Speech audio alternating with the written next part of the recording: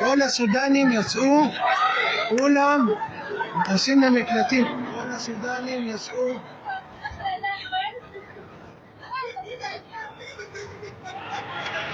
ומה הולך בשכונת התקווה ברחוב הרצל?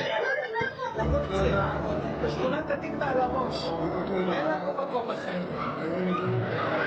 פה מסיני, איפה נעמוד? לא יודע, על הראש נעמוד. בשכונת התקווה על הראש, אין לנו מקום אחר.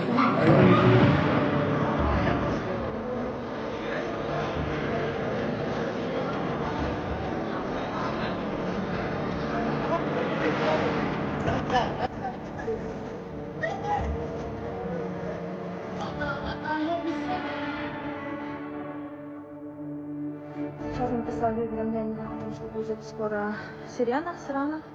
И мы пошли в соседний дом, в бомбоубежище, где нас не впустили, они закрыли двери, закрыли парковку. Мы стучали в дверь, они вышли, сказали, мы не обязаны вас пускать. И сказали, у нас нет места.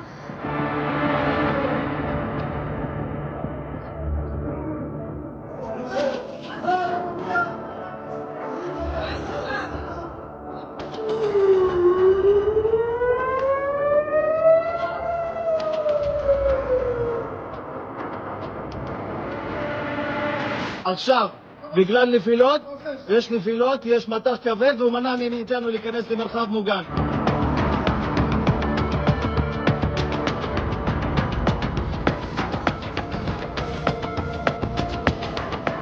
There are hundreds of thousands of Arab Palestinians who are not defended at all by any of the Israeli defending systems, like more than 150,000 of the Bedouin community who lives in the Naqab desert. Israel do not see that its duty is to defend these citizens.